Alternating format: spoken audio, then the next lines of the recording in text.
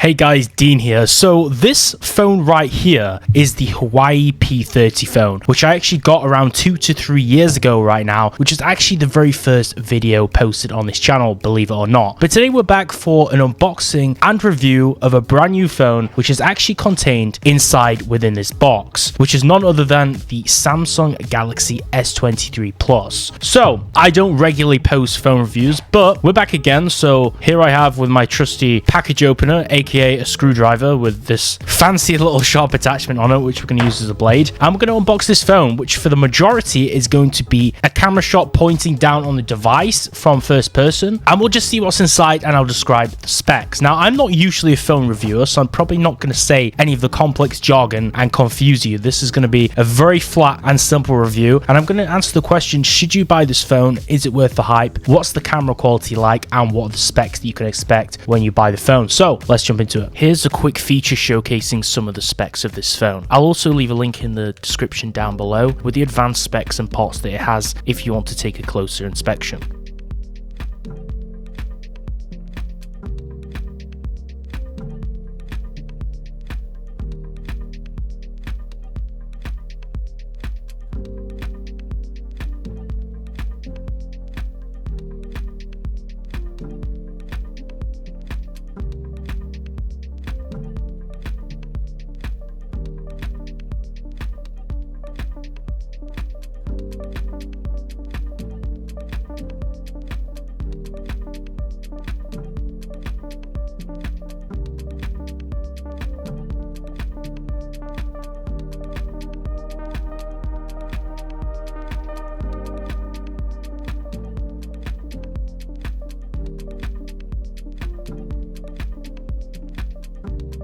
Okay, so here we have the phone. It's right here in this box. So let's begin by opening up this bad boy. So I ordered this from the SIM card supplier, so I'm not sure if there's going to be any SIM cards, any other fancy things we have to open. But the box seems like it's pretty simple to unpack, so I'm going to be quite careful with opening it. And hopefully we should have the standard phone box inside, because I did buy this from my phone contractor. So there's obviously going to be a few bits and pieces inside, like SIMs and documents, which I obviously don't need to show, which you probably don't care about. But this is the actual phone box itself. Okay, so this is the Galaxy S23 Plus. So it's a pretty nice box. This is actually a SIM-less phone, so it doesn't come with a SIM, although obviously the people which I have a contract with, which is my phone company, they sent me a SIM. So we're just going to use the handy dandy blade on the back. Now, I believe there's some seals that we need to open. So this is a sealed package. Now, I'm going to be very careful about reading these warranties because I don't want to void the warranty. If the seal's been broken or tampered with, do not give clear receipt unless contents are examined in presence of a delivery agent. Right, so I'm just going to use the screwdriver to open this. I'm not sure if there's a fancier way to open these seals. To be honest, these seals are actually quite easy to open. So as you can see, these seals are made to just simply tear off. So then we're going to open up the box, and I have to say it's a fancy box. It's a very clean, simple box. Galaxy S23 looks pretty sleek. So let's get this bad boy open and look at the contents inside. Now this is actually pretty exciting because, like I said, I haven't had a new phone for like 2 or 3 years. I'm not the consumer of the year, and I'm definitely not the target market to be buying a brand new phone every year, like a brand new iPhone. So getting an expensive phone like this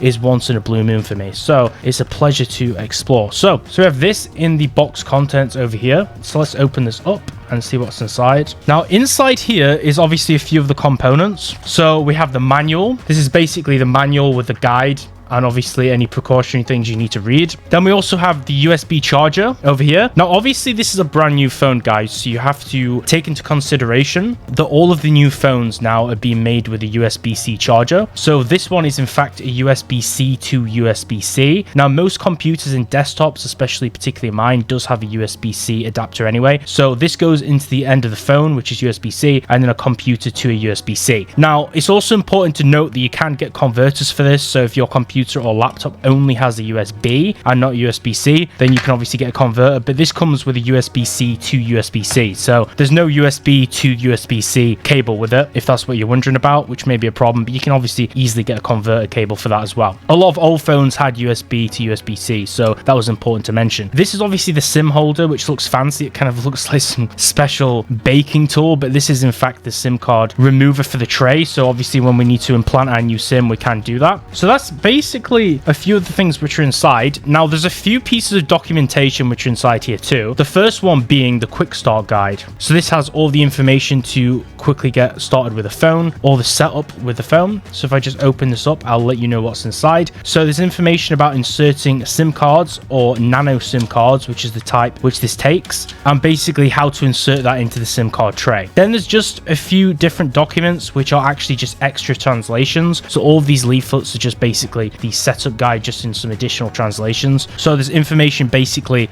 just about the conditions of the warranty. So it's best to read this so that you don't void the warranty. So that's super important. There we have it. So now what about the phone? So the other part of the box actually has the phone inside, which you guys have been waiting for. This is in fact the phone here. Looks super clean, right? But this is actually the phone camera. So 3 of the different irises of the phone. If we pop it apart, then the phone is actually inside over here because it was in fact in a holder. And let me show you a close-up of the phone. As you can see, the camera looks really clean over here. We have 3 main parts of the camera, and you'll see a flap underneath. This is in fact the screen protector, and it has rounded edges on this phone which look particularly very nice. So it's a rounded device. I believe this phone is, I think it was 6.8 inches, I can't remember, but we will have a look at the screen size and display. Obviously on this side we have 2 buttons. So we have the lock button and the volume button, which are located on the right hand side of the phone. And the bottom of the phone over here has 2 things. So it has the charger for the USB-C and also the SIM card tray over here to put in the micro SIM. There's the screen protector. This screen protector I don't believe is actually transparent, so I will most likely have to take this off. Okay, so here we have the phone right now. You can see a clearer view. As you can see, much clearer than before when it was zoomed out. So you can now see the USB-C over here and the SIM card tray for the micro SIM over here, if that wasn't clear before, with obviously the speaker output below. Let's actually peel off the screen protector right now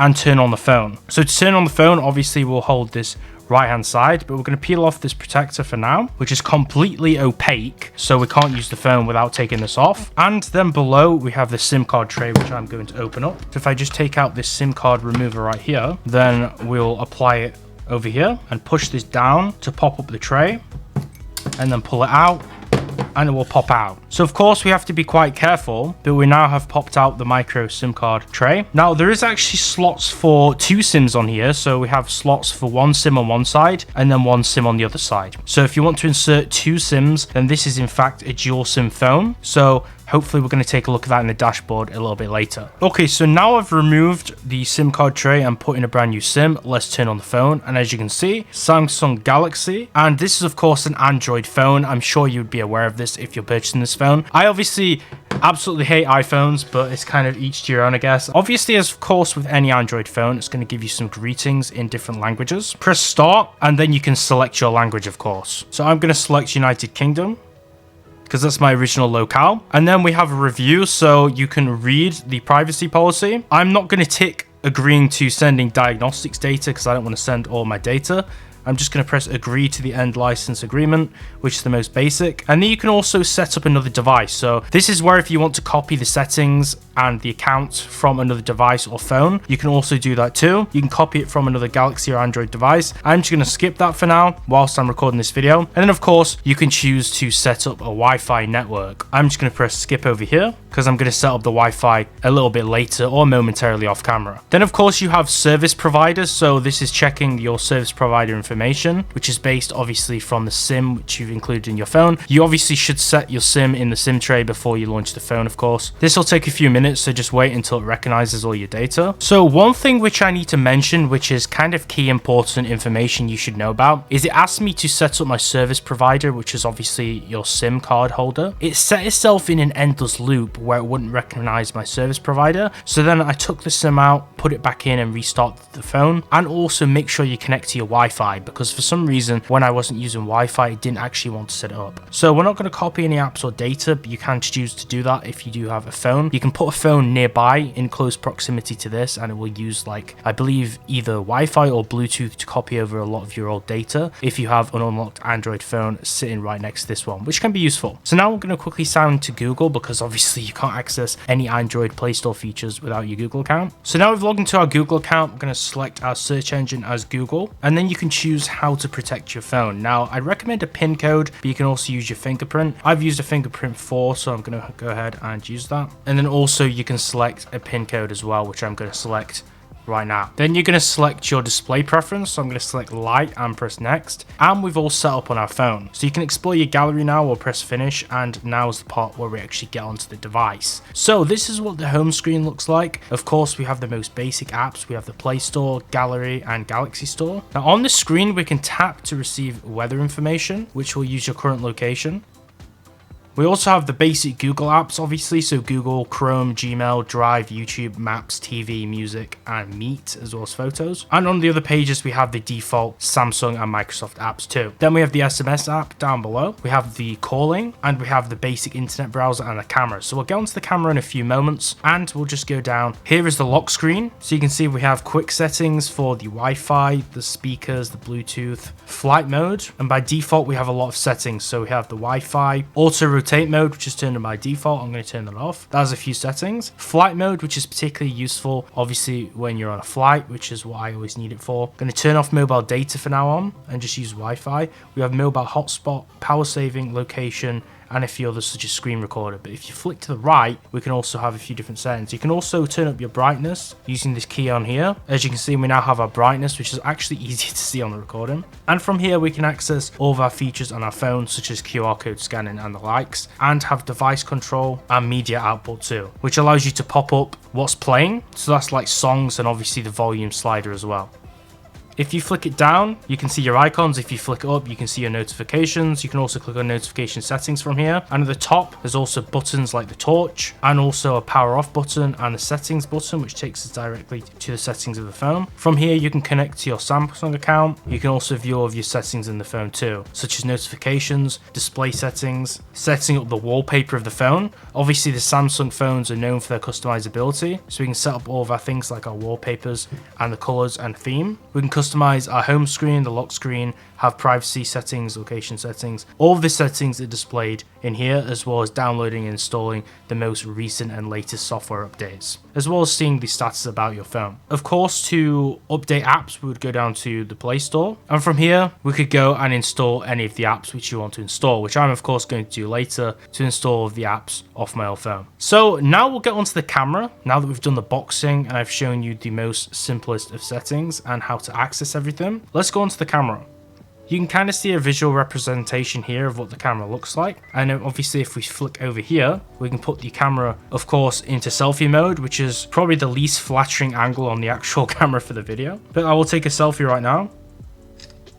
And I'll put this on the screen of the video, just on the right hand side so you can see what it looks like. So of course with the camera we have a few different modes. We have normal photo mode, which has a few basic settings. We have 0.6 times, 1 times, 3 times, and it goes all the way up from 0.6 all the way up to 30 times. And obviously when we go up to 30 times, it gets kind of more blurry and there's a lot more feedback and static, but there's some big zoom on this phone, okay? The default is obviously 1. So this allows you to have things like wide shots. Of course, there's also portrait mode. In the portrait mode though, we can only use the 2 most basic. We can use 1 times and 3 times zoom. Then in video mode, which a lot of people want to know about, we can then go from 0.6 all the way up to 12 times in video mode. So that's the magnification, which is available in the video mode of the phone. And for more, we then have settings over here. So we have a few different settings for the camera. So we have pro mode and pro video mode, which we can access from here. We have nighttime photography mode. We have a few settings like to take pictures of food, which will make them look obviously visually more enticing if you're doing like food photos on Instagram. We can have panorama. So that's sewing together photos basically from angles, from a few different angles or viewpoints to make those really incredible photos.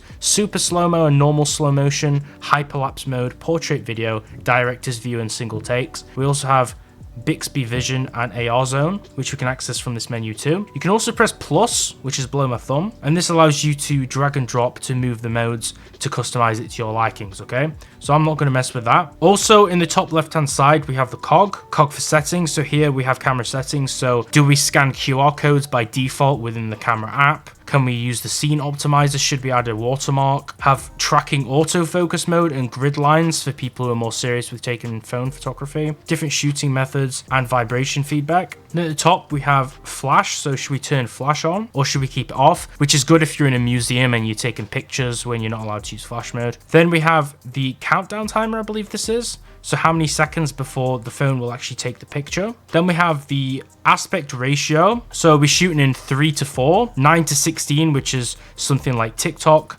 1:1 or full. And also from here we can select the mode, so 3:4 50 megapixel is also another setup. It's on default 3:4. Then over here we have motion photo mode on or off. We have this little button in the top right, which is obviously touching. So from here we can use filters in our pictures automatically just when we take them, which is a pretty cool feature. And also for face, we have a few bonus things as well. Now this is turned off because we're not in selfie mode. But if I would go into selfie mode over here, press that mode again and go to face, we do actually have some stuff. So I could turn up the smoothness of my face. I'll just take a picture of that to show you what it looks like. You have tone, so you can change the tone of your face. You can change things like your jawline and stuff like this. I'm going to set these back to default because otherwise I'll look like some kind of airbrush model off a magazine, which I don't want to do because that's going to look kind of weird. But there is some pretty cool beautification pictures. Obviously a lot of girls might want to use those on Instagram for an example, so I thought I'd just show you them and they're worth a mention. Over here this is video mode, so I'll put kind of like a representation in the right hand corner of the camera right now to show you what video mode looks like. It doesn't look laggy, it actually looks quite good, so I'll try to include these in the editing so you have an idea of what video mode looks like from my perspective. And that concludes this review of the Samsung Galaxy S23 Plus, which is a very nice and attractive looking phone. Now, feel free to leave some questions down in the comment section down below if you want to know more about this phone, and I will obviously try and reply to them. This is mostly like a basic unboxing and coverage. I'm going to kind of give my feedback on the phone. I think it's a really good phone so far. Hopefully I can get all my apps installed on it. This is kind of like a first look into the phone. The camera seems to be very strong. Now, in comparison to how the Hawaii P30 cameras, I think this lines up pretty good because the Hawaii P30 was actually a pretty good phone. I actually liked that because it had good quality photo. This camera seems to, I believe, be even better. It kind of has almost too much detail in the selfie camera. I'm not sure if I like that, but it's a pretty good phone so far. So if this video was kind of useful to let you see what the phone looks like in person, how the box looks, how to set it up in general, and the features and how to access them, and also if you should buy it by seeing how good quality the camera is, then hopefully that helped you out in some way. If it did, like the video and subscribe to the channel. I'm not really necessarily a tech reviewer, which is why I kind of stick to my own lane with the content I make, like travel videos and business videos, but I thought I'd just make a video out of this just for anyone who actually just wants to see this phone. So obviously this isn't the best review out there, but I hope it's giving you some insight on what the phone is and what it offers. So thanks for watching, and I'll catch you real soon.